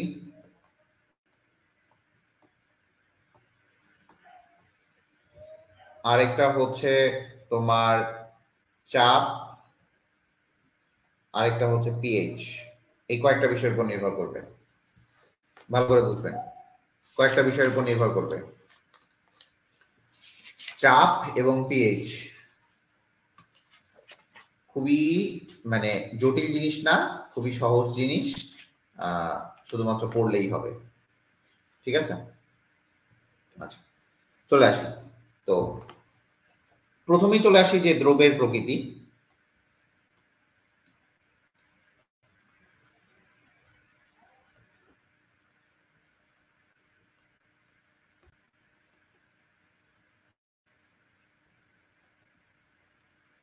দ্রবের প্রকৃতি ভালো মতো বুঝেন।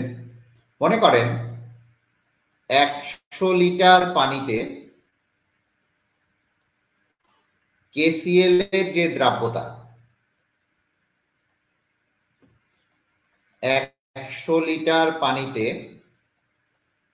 NaCl এর দ্রাব্যতা কি সমান হবে?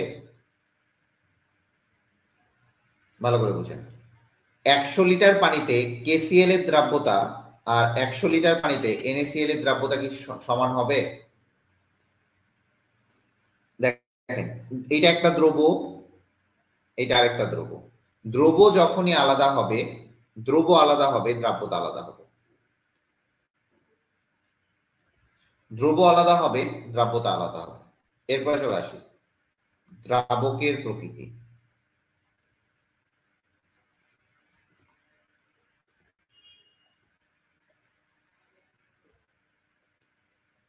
যদি আমি আপনাকে এখানে বলি যে 100 লিটার পানিতে NaCl এর দ্রাব্যতা আর 100 লিটার অ্যালকোহলে NaCl এর দ্রাব্যতা,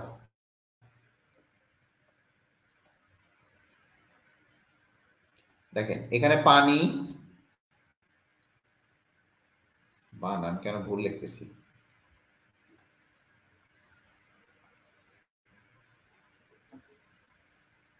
এখানে অ্যালকোহল, পানি, অ্যালকোহল। এই কথা বলিস না কেন তোরা, সব গাধার দল আসলে, সব গাধার দল। দেখো, দ্রাবক আলাদা, দ্রাবক যখন আলাদা হবে এর দ্রাব্যতাও আলাদা হবে। দ্রাবক যখন আলাদা হবে দ্রাব্যতা আলাদা হবে। ঠিক আছে, এই যে দ্রব বা দ্রাবক, এইটা তোমার চেঞ্জ হয়, এটা সরি, এটা ডিপেন্ড করে লাইক ডিজলভ লাইক নীতি, লাইক ডিজলভ লাইক নীতি।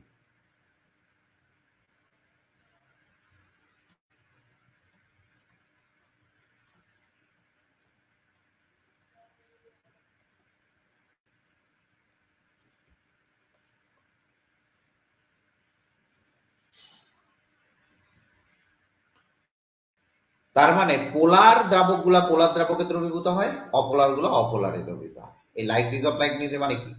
বলছিলাম না কুকুরের বাচ্চা কুকুর। পোলার গুলা পোলার দ্রাবকে দ্রবীভূত হবে, নন পোলার গুলা নন পোলারে হবে।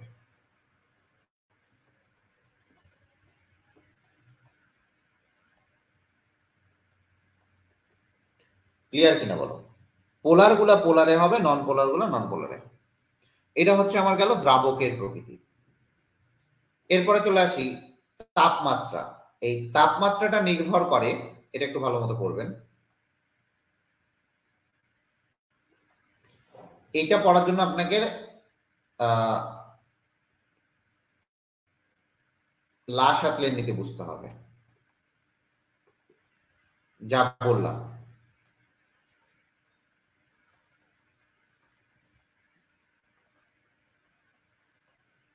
আচ্ছা, এখন চলে আসি, তাপ উৎপাদী বিক্রিয়া কারা দিবে? তুমি তো উৎপাদী বিক্রিয়া কারা দিবে, আর তাপ ভারী বিক্রিয়া কারা দিবে? তুমি তো এগুলা জানো না।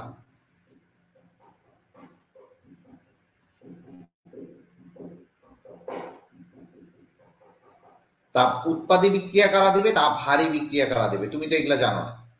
লিখে রাখো, তাপ উৎপাদী বিক্রিয়া কারা দিবে এবং তাপ ভারী বিক্রিয়া কারা দিবে। দেখবা যে SO4 2- সালফেট আয়ন যুক্ত, OH আয়ন যুক্ত, OH- আয়ন যুক্ত যে সকল তোমার যৌগগুলা আছে, এক্সেপ্ট ক্যালসিয়াম নাইট্রেট, সবকিছুই এক্সেপশন থাকে। এই এক্সেপশনটা সবসময় কেমিস্ট্রিতে থাকবে, এটাই হচ্ছে বাস্তব কথা। এখন চলে আসি, তাপ ভারী বিক্রিয়া কারা দিবে? NO3- যুক্ত যতগুলা যৌগ আছে, ক্লোরাইড যুক্ত যতগুলা যৌগ আছে, আয়োডাইড যুক্ত যতগুলা যৌগ আছে, এই সবগুলা দিবে হচ্ছে তাপ ভারী বিক্রিয়া বা তাপ শোষী বিক্রিয়া। আমার কথাগুলো বুঝবেন, তাপ শোষী বিক্রিয়া। আচ্ছা, যারা তাপ শোষী বিক্রিয়া দিবে বা তাপ ভারী বিক্রিয়া দিবে, ভালো করে বুঝবা, যদি তাপ ভারী বিক্রিয়া দেয়, তাপ ভারী বিক্রিয়ার ক্ষেত্রে তাপমাত্রা বাড়ালে কি হবে দ্রাব্যতা?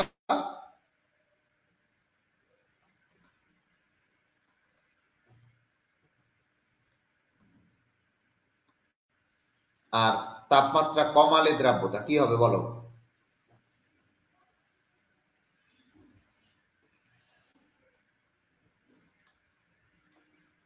তাপমাত্রা কমালে দ্রাব্যতা কি হবে বলো? ভালো করে বোঝার চেষ্টা করো, কি হবে বলো? আমি বলছিলাম যা হয় তা যদি করা হয়,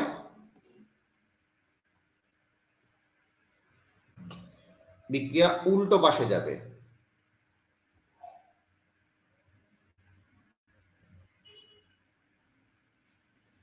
এটা বুঝবেন, যা হয় তাই করা হলে বিক্রিয়া উল্টো পাশে যাবে।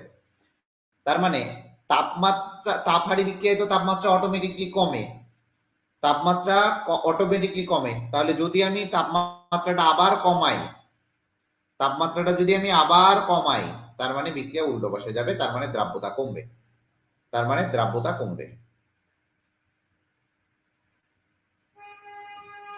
আবার দেখেন, যদি তাপমাত্রাটা আমি বাড়াচ্ছি, এই যে তাপমাত্রাটা যদি আমি বাড়াই, ভালো করে বুঝেন, এই যে তাপমাত্রাটা আমি বাড়াইলাম, তার মানে কি, যেটা হচ্ছে তার উল্টোটা করা হচ্ছে, বিক্রিয়া সিধা পাশে যাবে, তার মানে দ্রাব্যতা বাড়বে। তাপ হারি বিক্রিয়ায়, ভালো করে বুঝবেন, তাপ হারি বিক্রিয়ায় তাপমাত্রা কমালে, আর তাপ হারি বিক্রিয়া দেয় কারা? এরা। এখানে কোনো এক্সেপশন নাই, বাট এখানে একটা এক্সেপশন আছে, তাপ উৎপাদী বিক্রিয়া দেয় এরা। আবার দেখেন, তাপ উৎপাদী বিক্রিয়ায়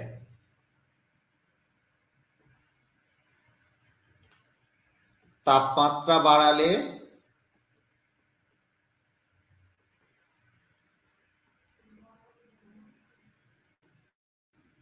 দ্রাব্যতা, তাপমাত্রা কমালে দ্রাব্যতা।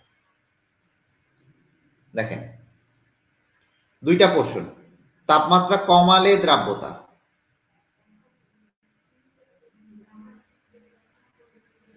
বুঝেন,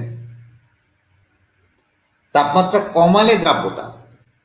দেখেন, তাপ উৎপাদী বিক্রিয়া তার উল্টো কাজটা করতেছেন, তার মানে সিধা পাশে যাবে, তার মানে বাড়বে, দ্রাব্যতা বাড়বে। আর যখন দেখো তাপমাত্রাটা আমি বাড়াইছি, তখন দ্রাব্যতা, তাপ উৎপাদী বিক্রিয়ায় তো অটোমেটিক তাপমাত্রা বাড়ে, তার মানে দ্রাব্যতা কমবে। যা হচ্ছে তাই করা হইলে বিক্রিয়া সিধা পাশে যাবে, যা হচ্ছে তার সরি, যা হচ্ছে তা করা হলে বিক্রিয়া উল্টো পাশে যাবে, আর যা হয় তার বিপরীত করা হলে বিক্রিয়া সিধা পাশে যাবে বা সোজা যাবে। এইটুকু বুঝছো? এইটুকু বোঝা গেছে? এইটুকু যদি বুঝে থাকো তাহলে হবে, এইটুকু যদি বুঝে থাকো তাহলে হবে। দেখো, তাড়াতাড়ি দেখো।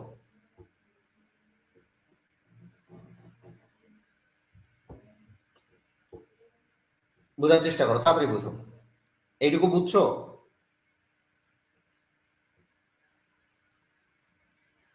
এইটা লিখে রাখো, এরা কারা দিবে।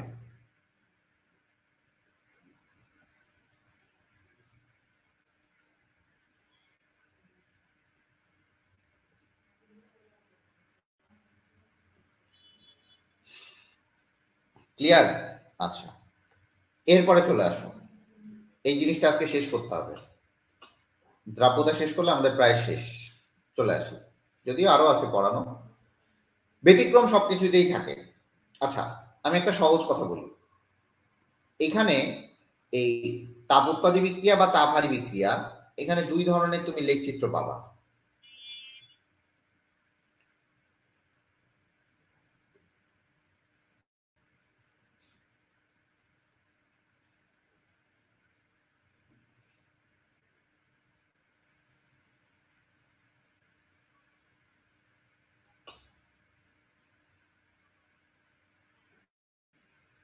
একটু বুঝবা।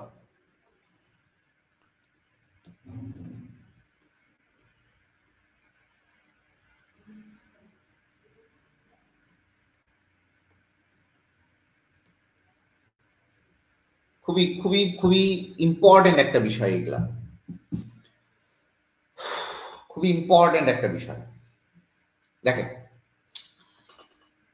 এইটা হচ্ছে আমার তাপমাত্রাটা বেড়ে যাচ্ছে, খুবই ঠান্ডা মাথায় বুঝেন, তাপমাত্রাটা বাড়তেছে এই সাইডে। এই পাশে হচ্ছে আমার তাপমাত্রাটা বাড়তেছে। আচ্ছা, আমি এখানে মনে হয় একটু ভুল লিখছি, মানে ভুল বলতে, এটা হচ্ছে আমার টেম্পারেচার বা তাপমাত্রা, আর এটা হচ্ছে আমার দ্রাব্যতা।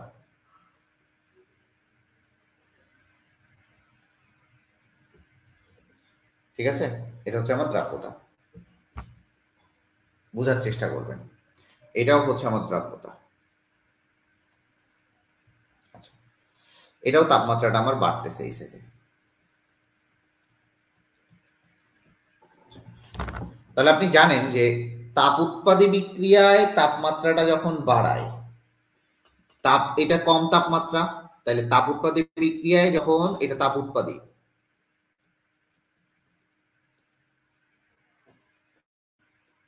ভালো করে বুঝেন, এটা হচ্ছে আমার তাপ উৎপাদী বিক্রিয়া।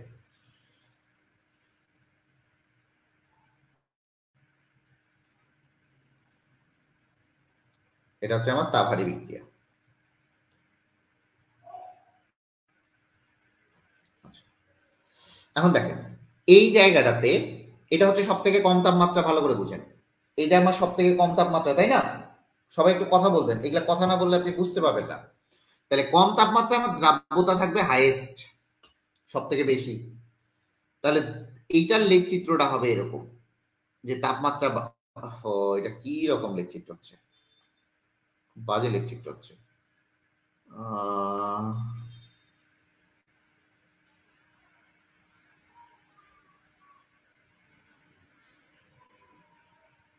কি রে, হয় না কেন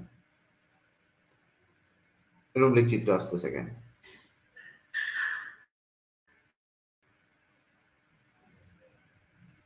না, এটাও ভালো না, আর কিছু নাই।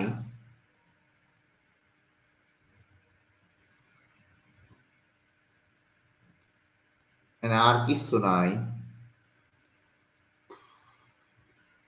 আচ্ছা, যাই হোক, হাত দিয়ে ড্র করি, হ্যাঁ। দেখো, তাপমাত্রা বাড়াচ্ছে, এই যে কমে যাচ্ছে, দ্রাব্যতা দেখো কমে যাচ্ছে, এই জায়গার দ্রাব্যতা আর এই জায়গার দ্রাব্যতাটা দেখো, এই জায়গার দ্রাব্যতা আর এই জায়গার দ্রাব্যতাটা দেখো।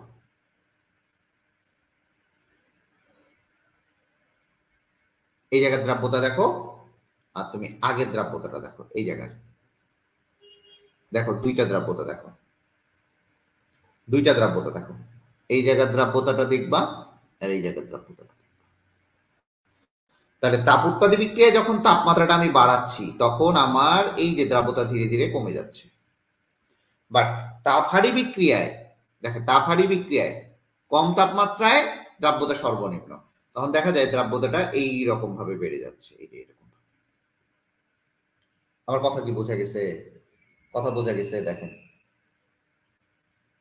কথা বোঝা গেছে? তাহলে এই টাইপের বেড়ে যাচ্ছে। তার মানে আপনাকে এখানে বুঝতে হবে এই যে দ্রাব্যতা এখানে দেখেন চাঙ্গে উঠে গেছে, দ্রাব্যতা এখন চাঙ্গে, আমি ভাসি গাঙ্গে। হ্যাঁ, এই দেখেন দ্রাব্যতা, দেখেন তাপমাত্রাটা দেখেন, এই জায়গায় তাপমাত্রা দেখেন, এই যে তাপমাত্রাটা দেখেন, তাপমাত্রা অনেক বেশি না এই জায়গায়, এখানে তো তাপমাত্রা ইনক্রিজ হচ্ছে, এই জায়গায় তো তাপমাত্রাটা ইনক্রিজ হচ্ছে, তাপমাত্রা এই সাইডে ইনক্রিজ হচ্ছে, তাপমাত্রা বাড়তেছে।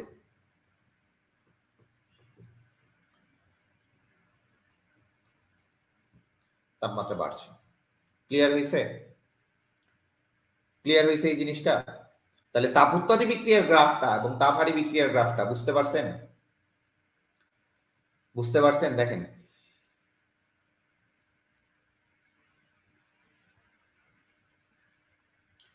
বুঝতে পেরেছেন বাচ্চারা? ক্লিয়ার হয়েছে? ব্যাপারগুলো ক্লিয়ার হচ্ছে? মাইশা, তোমার পড়ানো কেমন লাগতেছে? পড়া ভালো লাগতেছে? আমি কিন্তু সবাইকে জিজ্ঞাসা করি, ভাবিও না এটা আমার উইক পয়েন্ট, বাট আমি সবাইকে জিজ্ঞাসা করি। I use to like to do this, always আমি জিজ্ঞাসা করি সবাইকে কেমন লাগতেছে, বুঝতে পারতেছো কিনা, হ্যান ত্যান মেলা কিছু জিজ্ঞাসা করি। আর যাদের যাদের ক্লাস করার দরকার নাই এরা ভর্তি হয়েছো কেন, আমি এটা বুঝি না। যাদের যাদের ক্লাস করার দরকার নেই এরা ভর্তি হয়েছো কিনা, ভর্তি হয়েছো কেন, চলে আসো। এই তাপমাত্রাটা আছে, খুবই ভালো কথা। এখন আমি তোমাকে একটা এক্সাম্পল যদি দেই, আচ্ছা দেখো তো, Na2SO4 into 10H2O,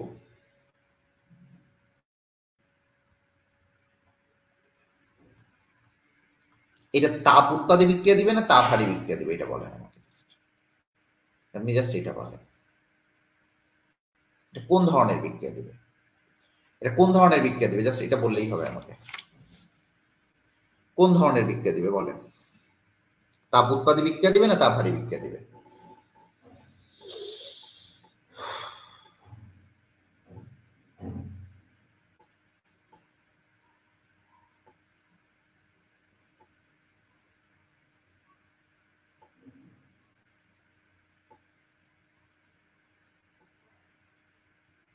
তাড়াতাড়ি বলেন, তাপ উৎপাদী না তাপ হারি বিক্রিয়া দিবে?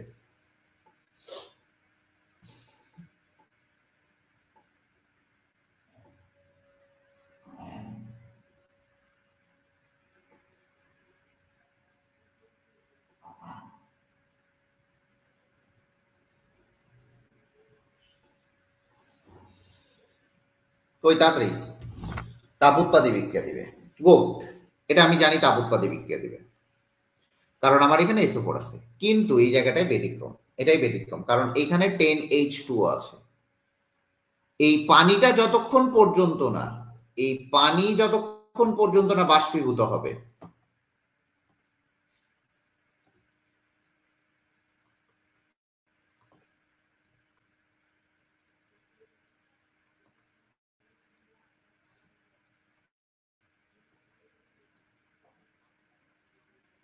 ততক্ষণ এটি তাপ হারি বিক্রিয়ার মতো আচরণ করবে।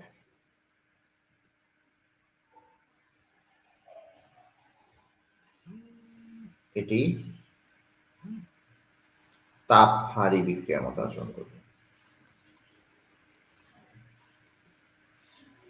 এটা মনে রাখবেন। যতক্ষণ পর্যন্ত না এই পানিটা যাবে, এই পানিটা দেখা যায় 32.4 ডিগ্রি সেলসিয়াস তাপমাত্রায় পানিটা বাষ্পীভূত হয়ে যায়। এই 32.4 ডিগ্রি সেলসিয়াস তাপমাত্রায় পানি বাষ্পীভূত হয়।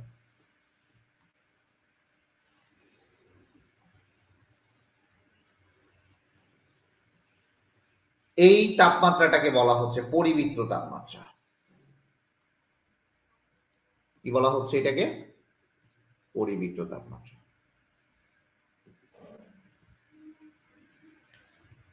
এইটার তাপমাত্রা বাড়াইলে আমার হিসাব ছিল তাপমাত্রা বাড়াবো, তাপমাত্রা বাড়াবো, দ্রাব্যতা কি হবে? হ্রাস পাবে, হ্রাস পাবে। এটা হয়তো আমার রিয়েল হিসাব, এইটা ছিল আমার রিয়েল হিসাব, কিন্তু এটা হবে না, এটা হবে না। এটা কি হবে? এটা তাপমাত্রা বাড়াবো,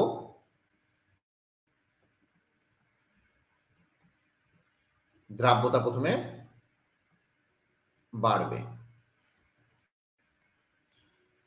কতক্ষণ বাড়বে প্রশ্ন এখানে আসে, কতক্ষণ বাড়বে?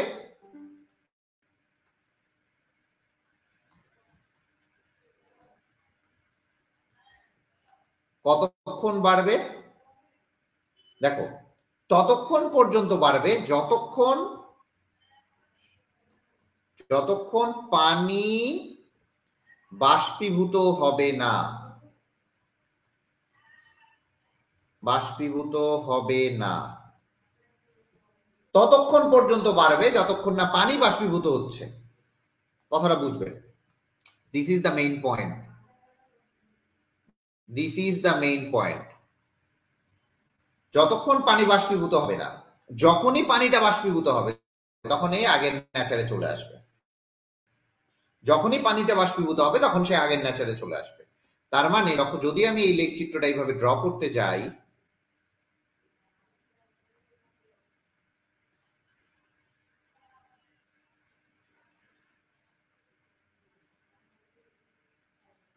দেখেন, তো আমার হিসাবটা এরকম যে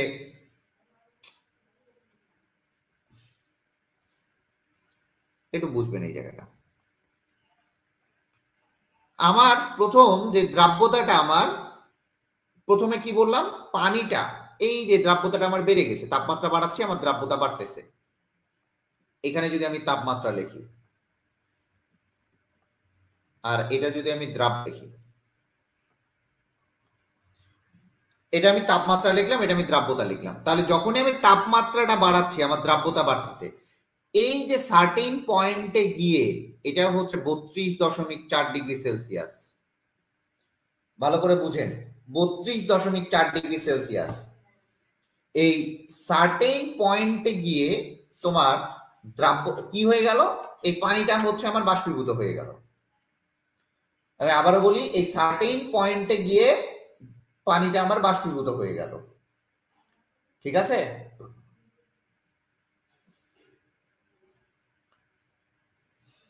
আমার কথাটা বুঝবেন, সার্টেনটি পয়েন্টে গিয়ে আমার পানিটা বাষ্পীভূত হয়ে গেল, ঠিক আছে? এখন পানিটা বাষ্পীভূত হওয়ার পর কি হবে? এটা আর নাই, এটা আর নাই, তার মানে কি, তাপমাত্রা যতই বাড়তেছে দ্রাব্যতা আবার কমে যাবে। এই যে দেখেন এই জায়গাটাতে,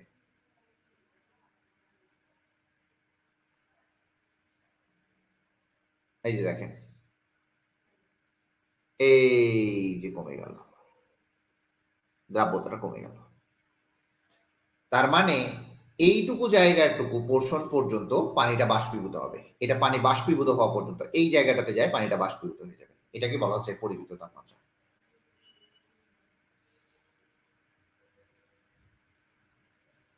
ক্লিয়ার কিনা বলেন?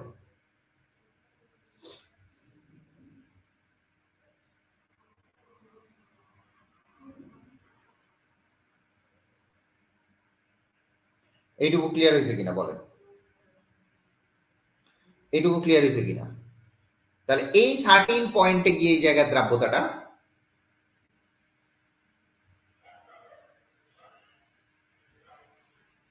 ক্লিয়ার হয়েছে? এইটা হচ্ছে গেল এই টাইপের।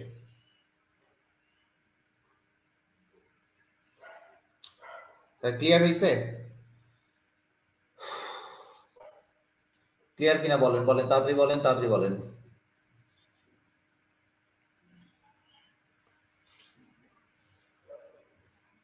এই সবার ক্লিয়ার হয়েছে? দুইজন দেখতেছেন, কে কে দেখতেছেন একটু শুনি, কে কে দেখতেছেন শুনি একটু। মাইশা, আর কে, আর কে কে দেখতেছেন? ক্লাস কে কে দেখতেছেন? যারা ক্লাস দেখতেছেন না, বুঝবেন, বুঝবেন এই জিনিস, আপনাকে কেউ এইভাবে যদি বুঝায় তারপরে বুঝবেন, জান যেখানেই যান না কেন বুঝবেন। তাহলে পানি যতক্ষণ না বাষ্পীভূত হচ্ছে ততক্ষণ পর্যন্ত আমার দ্রাব্যতা বাড়বে। এখানে পানি যায় বাষ্পীভূত হয়ে যাবে, তখন দ্রাব্যতাটা কমে যাবে। এটা হচ্ছে যে কুত্তার লেজ কোনোদিন সোজা হয় না, কুত্তার লেজ ওই যে ঘি মাখাইছো সোজা হয়ে গেছে, একটু হালকা পাতলা, তারপরে আবার ঠিক হয়ে যাবে।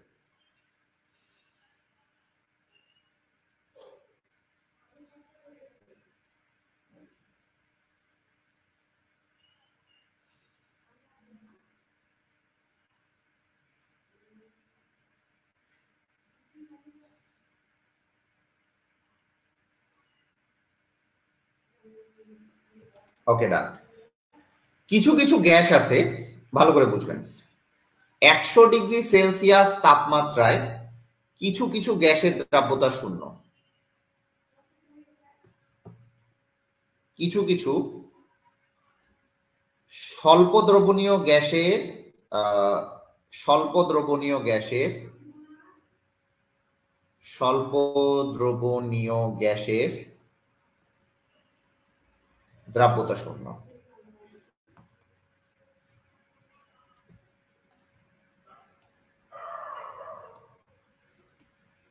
ভালো করে বুঝবেন। টেম্পারেচারটা অবশ্যই মনে রাখবেন, সেটা হচ্ছে 100°C টেম্পারেচার, দ্রাব্যতা হচ্ছে শূন্য, এটা একটু মনে রাখেন।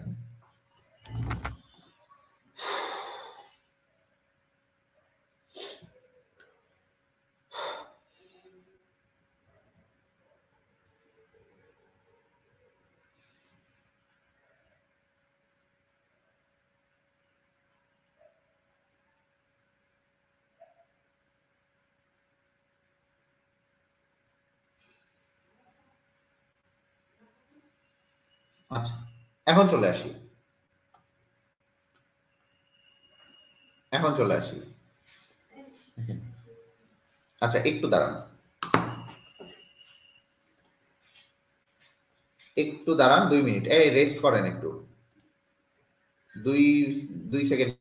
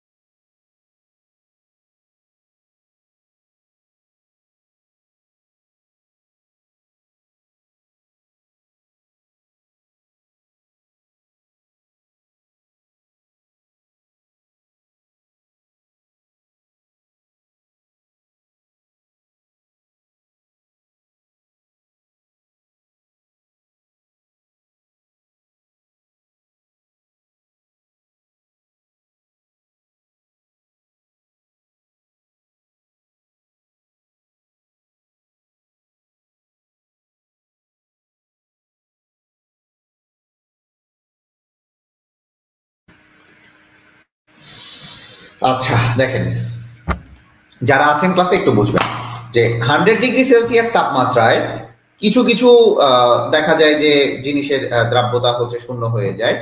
তার মধ্যে দেখা যায় যে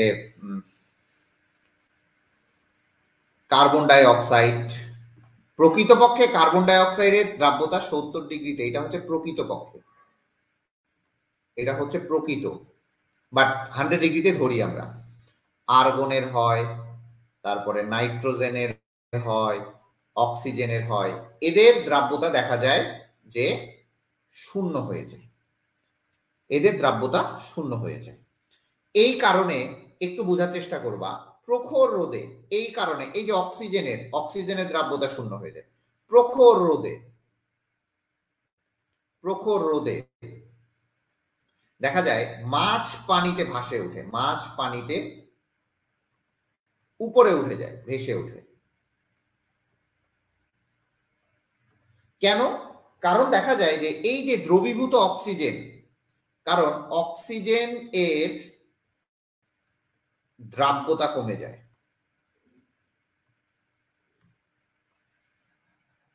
অক্সিজেনের দ্রাব্যতা যখনই কমে যায় তাহলে পানির মধ্যে আর অক্সিজেনটা থাকে না, তার মানে মাছ পানিতে নিঃশ্বাস নিতে পারে না, তার মানে মাছটা পানির উপরে ভেসে উঠবে, ভেসে উঠবে।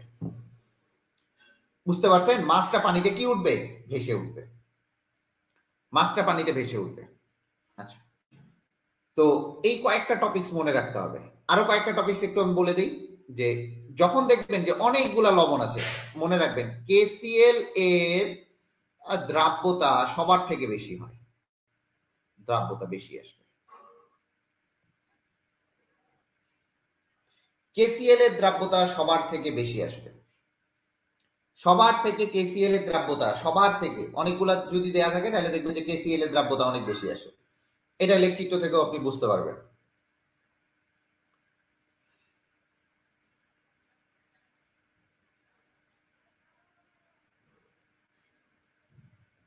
আচ্ছা, প্রশ্নগুলো আপনাদের এখানে আরো করা উচিত ছিল। আপনাদের কোশ্চিন আমি নিজে পড়ি নাই, যে ভাইয়া তাপ উৎপাদী বিক্রিয়ায় তাপমাত্রা কমালে বা তাপ উৎপাদী বিক্রিয়ায় তাপমাত্রা তাপ উৎপাদী বিক্রিয়ায় তাপমাত্রা বাড়ালে কেন দ্রাব্যতা হ্রাস পায়, কেন দ্রাব্যতা কমবে, এইটার কেনর প্রশ্নটা আমার মনে হয় আপনাদের করা উচিত ছিল। এটা কেন হয়? দেখেন, কেন যদি উত্তরটা না করেন সেই ক্ষেত্রে আপনি কিন্তু ধরা খাবেন। প্রত্যেকটা কেনর মানেটাই হচ্ছে আমার খ নাম্বারের অ্যান্সার। দেখেন, অতিরিক্ত তাপে, লেখেন অতিরিক্ত তাপে, কেনর অ্যান্সারটা বোঝার চেষ্টা করবেন। অতিরিক্ত তাপে, লেখেন অতিরিক্ত তাপে দ্রব দ্রাবকের মধ্যকার বন্ধন শক্তিকে অতিক্রম করে। দ্রব দ্রাবকের মধ্যকার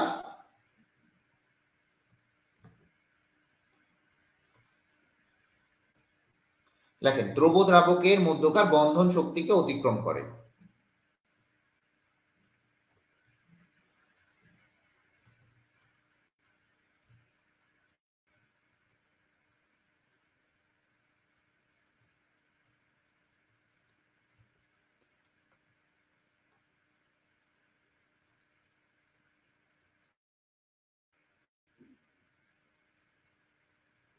এবং আপনার এটার অ্যান্সার হবে এটা।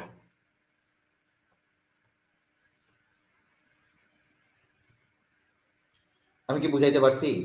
একজন হয়ে গেছে, আজকে ক্লাস একটু বড় হচ্ছে দেখে একজন হয়ে গেছে, খুবই ভালো, সমস্যা নেই। ঠিক আছে, ক্লাস এই পর্যন্তই শেষ করব। একজন নিয়ে আসলে ক্লাস করা খুবই টাফ, খুব মোটা খারাপ হয়ে গেল, আপনারা শেষ পর্যন্ত থাকলেন না। তাহলে কেন হয়? কারণ অতিরিক্ত তাপে দ্রব দ্রাবকের মধ্যকার শক্তিকে অতিক্রম করে। ঠিক আছে, তো এই জিনিসটা বুঝবেন যে KCl এর দ্রাব্যতা সবার থেকে দেখা যায় যে বেশি থাকে। ঠিক আছে,